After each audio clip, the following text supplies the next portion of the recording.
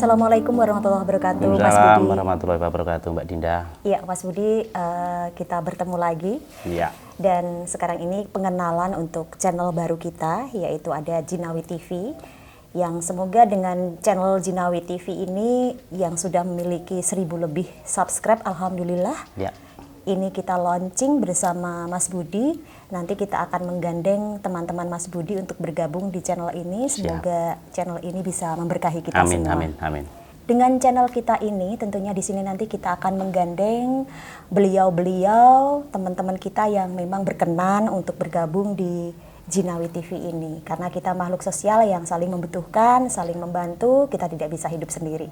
Di sini konsep awal dari Mas Budi sendiri bisa disampaikan kepada pemirsa, kepada semua yang menyukai podcast kita. Silakan Mas Budi. Jadi pertama-tama kita membuat channel ini, tujuan saya ya, ini secara tujuan pribadi ya. Iya. Kita membangun sebuah kesadaran untuk teman-teman kita semua. Untuk generasi muda, untuk anak-anak kita mulai dididik untuk berkesadaran. Berkesadaran itu tentang ini ya, tentang kita berhidup, bermasyarakat, bersosial, berketuhanan. Jadi alangkah baiknya dari dasar ini pendidikan dari sekolah, anak TK, anak SD, SMP, SMA. Ini mulai membangun sebuah kesadaran bermasyarakat, bersosial, tentang ketuhanan, apa yang benar dan apa yang salah. Sebenarnya kalau saya sampaikan tujuan kita, jadi di dunia ini kan ada sering kita ketemu sesuatu yang baik dan buruk ya, dan itu sebuah nilai adil Tuhan. Kadang kita mengadili yang buruk, tetapi tidak tahu cara penyelesaiannya bagaimana. Jadi selalu kaget, kalau orang Jawa bilang kaget itu mendengar sesuatu, melihat sesuatu, kaget dan mengadili. Oh, ya. Tetapi tanpa ada penyelesaian. Toh yang terjadi itu memang kehendak Tuhan begitu. Jadi mulai kita ayo membuat kesadaran bagaimana ada solusi, cara menyelesaikannya, ada sesuatu ini tidak kita mengadili, oh itu salah, itu jelek. Nah, dari channel yang akan kita sampaikan di berbagai acara nanti, kita mulai membangun kesadaran bahwa yang ada itu mari kita pahami, kita selesaikan bagaimana kita menyelesaikan sesuatu itu. Iya. Jadi tidak hanya kita bicara tidak setuju, itu jelek, itu buruk, itu percaya dan tidak percaya. Iya. Ayo mulai kita ini satu kesatuan makhluk sosial yang selalu berhubungan dengan berbagai macam masalah, cocok dan tidak cocok, salah dan benar. Mari kita selesaikan dengan sebuah pemahaman nilai ketuhanan yang sebenarnya. Begitu, Iya, Mbak Dinda. jadi pada intinya channel ini kita buat adalah untuk mencari solusi bersama-sama. Ya, jadi dengan ini kita bagaimana kita menyelesaikan sesuatu ini dengan rasa kasih. Rasa kasih yang mungkin semua manusia itu punya rasa itu. Bukan kita mengadili, tapi kita membuat sesuatu bagaimana cara kita menyelesaikannya masalah itu. Channel ini kita buat dengan sedemikian rupa, sebatas kita menyampaikan sesuatu yang baik. Jadi saya berharap dari tontonan ini, channel ini dibuat menjadikan kita semakin berkesadaran. Memahami sesuatu dan melihat sesuatu peristiwa ini, kita paham betul apa yang harus kita lakukan. Bukan kita saat menonton sesuatu ini menjadi tenggelam di dalam tontonan itu. Iya. Contohnya misalnya kita melihat perdebatan di tontonan TV ini kan banyak perdebatan. Yang mereka yang jengkel-jengkelan di sana itu kita ikut jengkel ya. Kita ikut jengkel, menjadi tenggelam di dalam Hanyut, sebuah tontonan itu. iya. Bagaimana kita menyikapi sebuah peristiwa dan masalah itu, kita bisa menyikapi dan membaca tidak tenggelam di dalamnya. Iya, iya Mas Budi. Kira-kira menurut Mas Budi apa saja yang perlu kita kupas di sini nanti biar bisa dicerna oleh para penonton ini di peminat-peminat Jinawi TV ini? Ya, saya sampaikan yang pertama ini kan kita melihat sesuatu kepentingan, Mbak Dinda. Selama ini manusia selalu mengutamakan kepentingan itu sesuatu yang penting, yang susah untuk ditinggalkan. Padahal nilai yang sesungguhnya kita saat penting itu tidak enak gitu loh. Penting itu makan juga buru-buru, naik motor juga buru-buru.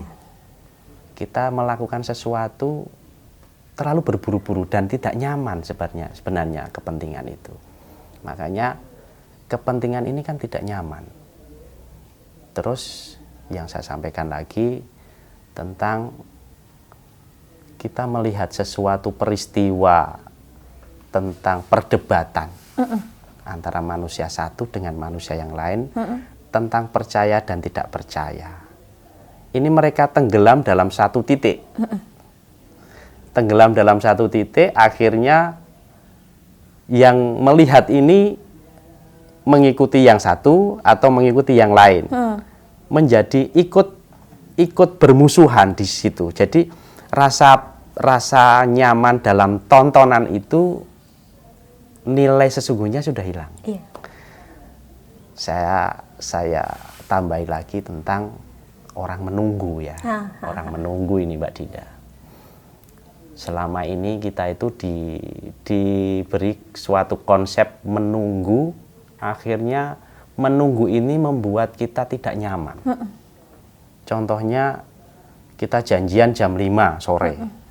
Setelah jam 5 sore kita janjian ini belum tersampaikan. Sebenarnya nilai yang sesungguhnya saat kita menunggu ini, pikiran kita selalu mendahului apa yang dinamakan kehendak Tuhan.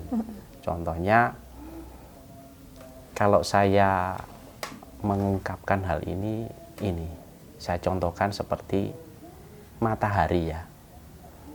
Saat kita menunggu matahari untuk terbit jam 3 malam, kayaknya nggak mungkin. Tapi tanpa ditunggu, matahari itu juga akan terbit dengan sendirinya di jam 6 pagi atau jam 7 pagi.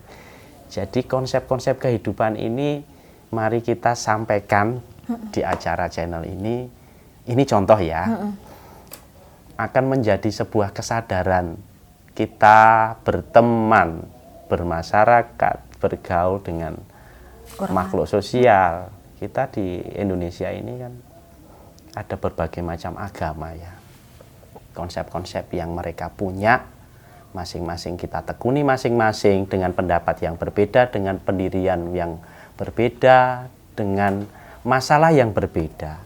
Marilah kita menyikapi dengan ajarannya masing-masing, dengan sikap masing-masing dan menghormati masing-masing. Gini Mas Budi, tadi sempat Mas Budi sampaikan bahwa kita ini makhluk sosial yang seharusnya kita mengikuti, tidak menyalahkan orang lain dan lain sebagainya. Dan terkait dengan hal itu, apakah ini ada kaitannya dengan kalimat yang mengatakan ada revolusi mental? Betul sekali. Di sini perlu penjabaran, mungkin ada yang belum tahu makna dari revolusi mental itu seperti apa begitu. Ya, sedikit saya sampaikan tentang revolusi mental ini secara global pengertian saya pribadi ya. Saya memahami tentang revolusi mental itu bukan tidak harus kita merubah cara berpikir, cara kita bermasyarakat, tidak.